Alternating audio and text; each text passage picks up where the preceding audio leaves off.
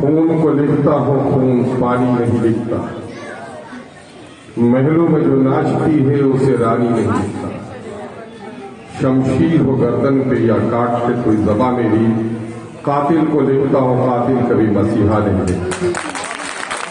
آج کے اس انقلابی اور انتخابی جلسے کے صدر باوقار جناب الحاج حامد صاحب دائس پہ تشریف فرما، آپ کے اور ہم سب کے آپ کے بہت ہی سچے خادم، ہمارے عزیز اور پارٹی کے بہت ہی وفادار ساتھی جناب بھائی عارف سیفی صاحب بہار سے تشریف فرما، پارٹی کے یوتھ پریزیڈنٹ حاجی جی عادل حسن ایڈوکیٹ صاحب،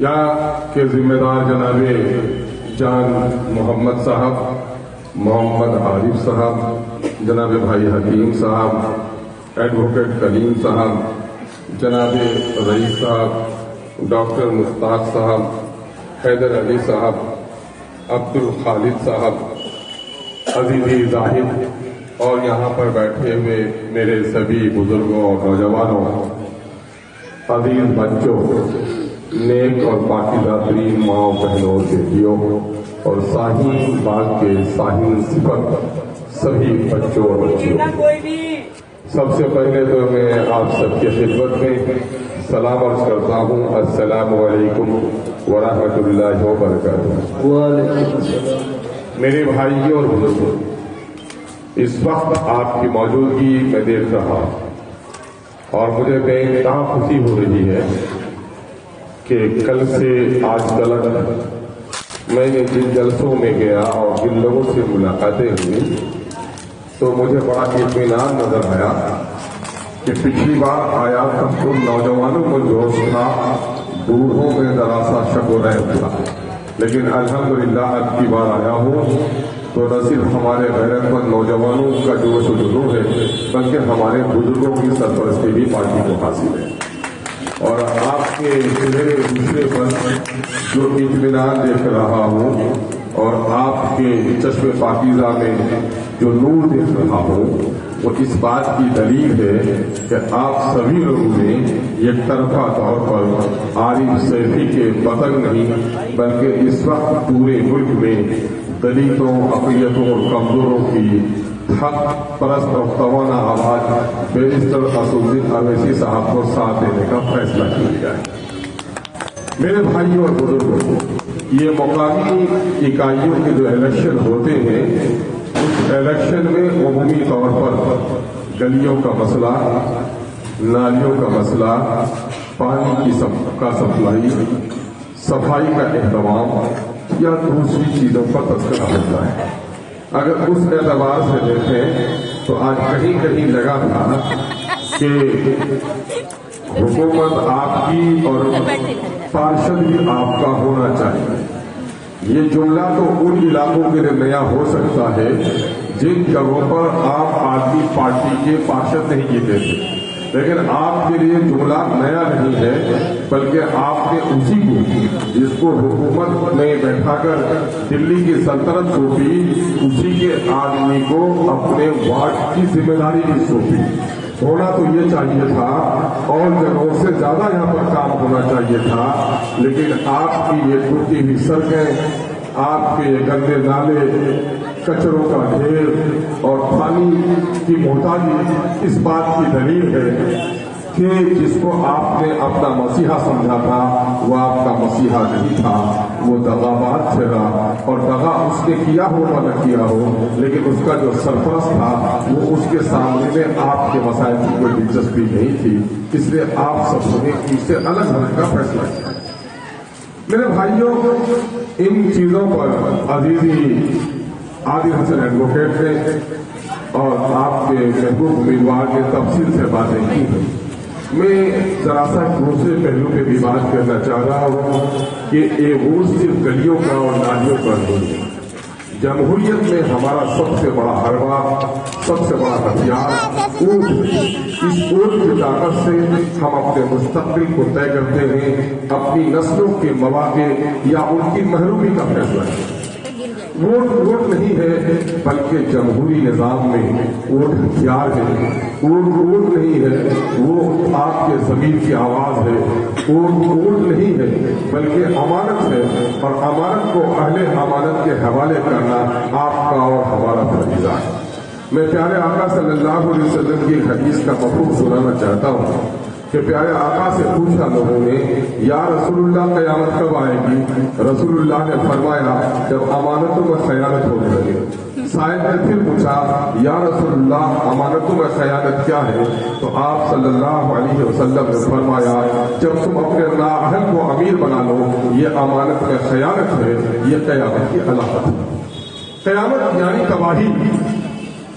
کشتی کی تباہی یہ ہے کہ ملاح ناکارہ ہو, گاڑی کی تباہی یہ ہے کہ ڈرائیور ناکارہ ہو, اور قوم کی تباہی یہ ہے کہ قوم کا امیر ناکارہ ہو. اس لیے ناکارہوں کے ہاتھ میں اپنا اوڑھ دینا گویا لولے کے ہاتھ پر تلوار دینے کے مطابق ہے. اور یہ جو جرم کرے گا شہادت کی انگلی سے آپ چلنے جا رہے فرمائے, آپ گواہی دینے جا رہے ہیں. ان چند نمائندوں میں سب سے بہتر یہ ہے تو آپ کی اپنے گواہی کے پیچھے دلیل بھی ہونی چاہیے. ان کا کردار کیا رہا ہے, ان کے خدمات کیا رہے ہیں, اس کی کس پارٹی سے ان کا تعلق رہا ہے. کیا کسی غیرت مند انسان, کسی غیرت مند اہل ایمان کو اس بات پر فخر ہوگا کہ کورونا کے دنوں میں بنگلہ والی مسجد میں تالا لگوانے پر جس نے منہ پر چپی رکھی, تبلیغی جماعت کے صوفیوں کو جس نے پریشان کیا, شاہین باغ کو جس نے اجاڑنے کے لیے پولیس کی طلب کی, جب بھی معاملہ آیا مائنرٹی کے تعلق سے یہ شخص ہمیشہ RSS اور BJP کے نظریات کی حمایت کیا, تو کیا اپنا ووٹ آپ اس کو دیں گے؟ میں نے اکثر تمثیلوں سے کہا ہوں, دو طرح کے باپ ہوتے ہیں. ایک باپ آوارہ ہوتا ہے, شرابی ہوتا ہے, بیٹی کے لیے پیغام آئے تو وہ پیسہ اور بوتل کے بنیاد پر اپنی بیٹی کا سودا کر لیتا ہے. لیکن جو غیرت مند باپ ہوتا ہے وہ بہت ہی تحقیق کرتا ہے, لڑکا کیسا, آنے والی بہو کیسی, کردار کیسا, خاندان کیسے. آپ مہینوں غور کرتے ہو, سینکڑوں لوگوں سے مشورے کرتے ہو. کیوں؟ اس لیے کہ غیرت مند باپ کو اپنی بیٹی کی پرواہ ہے. یقین جانو ایک لڑکا آوارہ ہوگا تو ایک بیٹی کی زندگی تباہ و برباد ہوگی, ایک نیتا آوارہ ہوگا تو پورے قوم کی زندگی تباہ و برباد ہوگی. بیٹی کے بارے میں ایک بات بول رہا ہوں, نیتا کے بارے میں دیکھو. میں نے کئی تفصیلات کہی ہے لوگوں کو.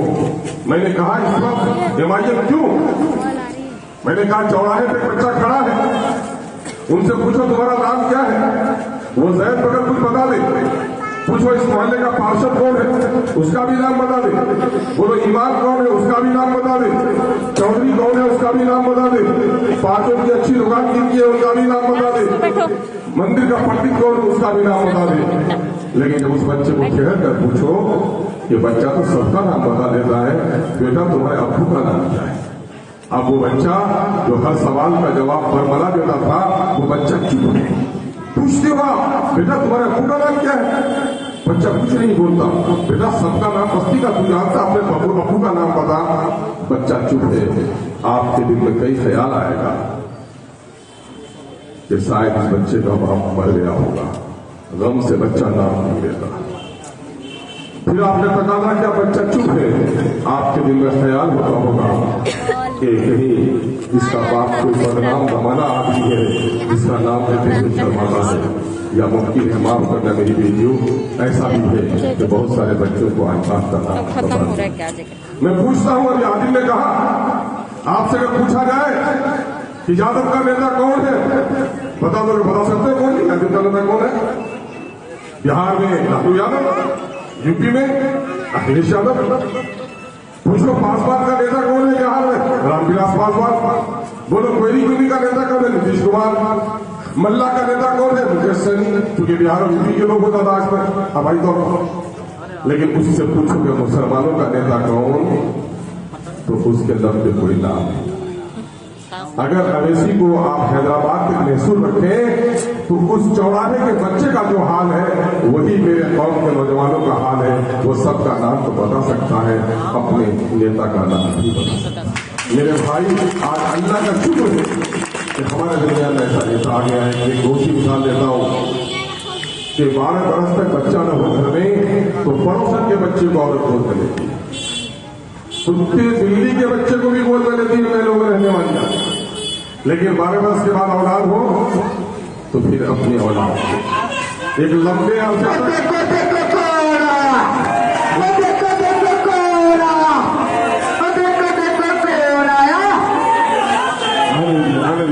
لگائیے گا شیر مہاراشٹر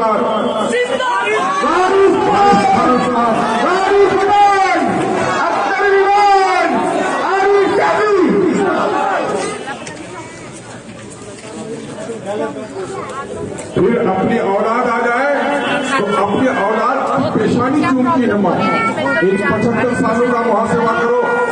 مولانا آزاد اور چند لوگوں کو چھوڑ دو اگر تو ایک لمبے عرصے تک مسلمانوں میں ایسا کوئی قائد جنم نہیں لیا جو آپ کی اور ہماری وکالت کر سکے. میں کانگریس کے بھائیوں کو کہنا چاہتا ہوں کہ کانگریسی بھائیوں اصلاح کرو. جب پانی آ جائے تو ڈھیرے سے تیمم نہیں ہوتا. جو آپ آیت تیمم برخاست, جب اپنا کوئی آ گیا تو بیگانے سے کام نہیں چلے گا. اور اب تو ضرورت یہ ہو گئی ہے ملک میں کہ ہمارے لاش پہ جو کندھا دے گا میرے ہاتھ موسی کا جھنڈا ہوگا, کسی غیر کا جھنڈا نہیں ہوگا. اب وہ حالات وہ آ گئے کیونکہ اس ملک میں لباس کے مجھے پہچاننے لگے ہیں لوگ. کئی چیزیں کہوں گا. ہمارے لیڈر بہت ہی مقبول اور محبوب لیڈر, نوجوانوں کے دلوں کی دھڑکن لیڈر اور تاریخ شاہد ہے. اسمبلی میں تھے تب بھی دہاڑتے تھے, اسمبلی سے باہر ہے تب بھی دہاڑتے ہیں. جناب بھائی وارث پٹھان صاحب تشریف فرما ہے. میں اپنی گفتگو مختصر کروں گا آپ سے. میں صرف آپ سے یہ کہوں گا یہ امانت ہے, اس امانت کو اہل امانت کے حوالے کیجیے. ملک میں جو صورتحال ہے, جن لوگوں نے اپنی صفوں میں قیادت کو جنم دیا ہے ان لوگوں کی حالت اچھی ہو گئی ہے. اور آپ کے لوگ آپ کا ووٹ لے کر دوسرے کے نشان پر جیت کر گئے ہیں. آپ کی وکالت نہیں کر سکے, آپ کی وکالت نہیں کر سکے. پارٹی کا غلام بن کر رہ گئے, پارٹی کا زیر دست بن ہو کر کے رہ گئے. اور چھوڑیے, اس ملک میں کانگریس کی جرم کی داستان طویل ہے. اور کانگریس, بی جے پی اور RSS اور یہ عام آدمی پارٹی میں کوئی بڑا فرق نہیں ہے. میں نے کل ایک بڑے دلت نیتا ہے, اس سے کہا گیا کہ بی جے پی میں اور کانگریس میں کیا فرق ہے. کہا کہ دیکھو مرغے کا تاجر بوڑھا جو کسائی تھا کاٹتا تو بیمار پڑ گیا, جوان بیٹے کو اس نے چابی دے دی, بیٹا کل سے دکان تو کھولے گا. رات کو دکان لگاتے وقت اس نے کسائی نے پوچھا کہ مرغوں کل سے ابو نہیں آئیں گے, مجھے رہنا ہے, تمہیں جھٹکا کرے کہ حلال کرے, ذرا بتانا ہمیں صبح. مرغے رات میں چین سے نہیں سوئے کہ بھئی آج تو ہمدرد نظر آتا ہے. بوڑھے مرغے سے پوچھا کہ یہ جو کسائی کا لڑکا ہے ذرا نرم طبیعت کا ہے, کبھی اس کے باپ نے منہ سے مشورہ نہیں کیا, لگتا ہے یہ ہم پر کچھ رحم کھائے گا. بوڑھے نے کہا بیٹا موت تو دونوں حال میں ہوگی, اگر اس کو نرم دل سمجھتے ہو تو جا کے کہو کہ تم کو کاٹے ہی نہیں. صبح مرغوں نے ملاقات کی اس کسائی زادے سے, کہا کہ بھائی رات بھر تو ہمارے ہاں آج شب برات ہوئی ہے. کہا کیوں؟ کہا کہ آپ نے جو پوچھا آپ کی ہمدردی کی وجہ سے. اب بتائیے, ہمارے بوڑھے نے کہا موت تو دونوں حال میں ہوگی, چاہے کاٹے یا حلال کرے, جھٹکا کاٹے یا حلال کرے, اس سے بہتر کاٹے ہی مت. تو قصائی کے بیٹے نے کہا ارے نادان تو سمجھتا نہیں ہے, تیرے کاٹنے کا فیصلہ ہو چکا ہے.